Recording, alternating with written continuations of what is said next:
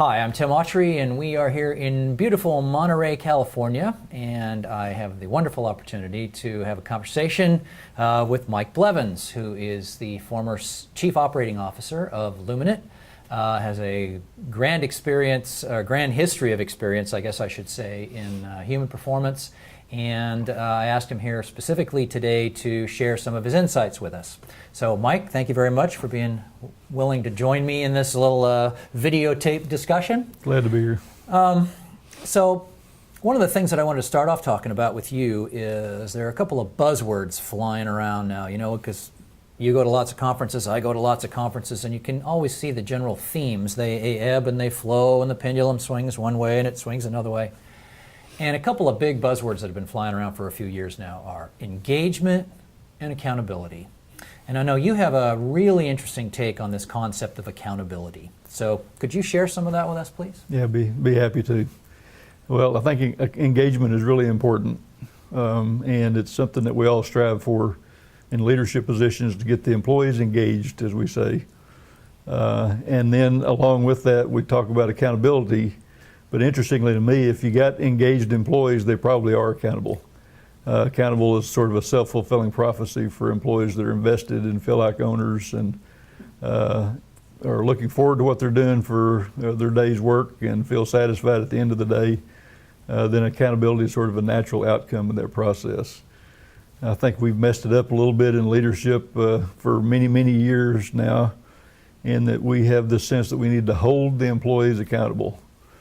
And some of what you've heard me talk about is really the reverse of that. In fact, I would say that it's impossible to hold employees accountable, that you really have to have an environment where they are accountable, and they're either accountable or they're not. Now, unfortunately, again, as leadership in companies, we feel like we have to deliver consequences at times when employees are not sufficiently accountable. And that's usually what we're talking about when we're talking about accountability. But I think a healthy organization that's high performing, that has been that way for a long time and can look forward to that for a long time in the future, has successfully mastered that balance between engagement and accountability. Okay, great. And one of the things I've heard you say or read in your writings is, if you have to hold someone accountable, you've already lost. Right. So could you, another buzzword which has been flying around for a few more years than engagement and accountability, is this concept of culture. Yeah. And it seems to be a huge enigma to a lot of people and confusing, and what the heck do we do with this thing?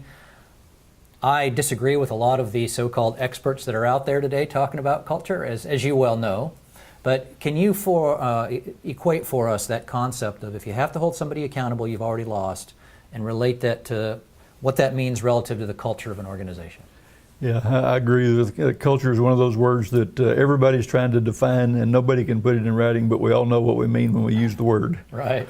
So I know what I mean when I say culture. Right. But specifically talking about accountability and the vein of a culture, my definition of accountability, it's what we do when nobody's looking, just to be simple. So it's sort of the natural state of events of what we do whenever we're within our normal circumstances, and it's sort of just us guys that are doing the work together.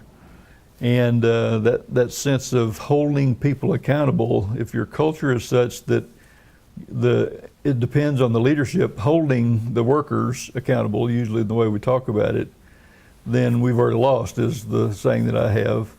Now the other corollary to that is that if we are accountable, then we can't help but win. Because the culture then was sort of self-reinforcing of accountability. And workers will want to be accountable, they will act accountable on their own. In fact, it's very difficult in that good, healthy environment to hold them more accountable than they hold themselves. And it takes a lot to get there.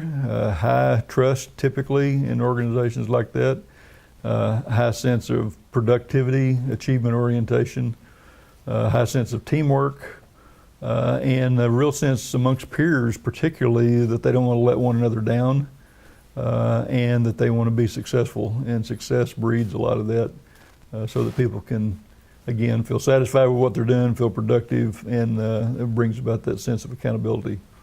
Some would say it's the reverse. Being accountable is what brings around the production and the sense of success.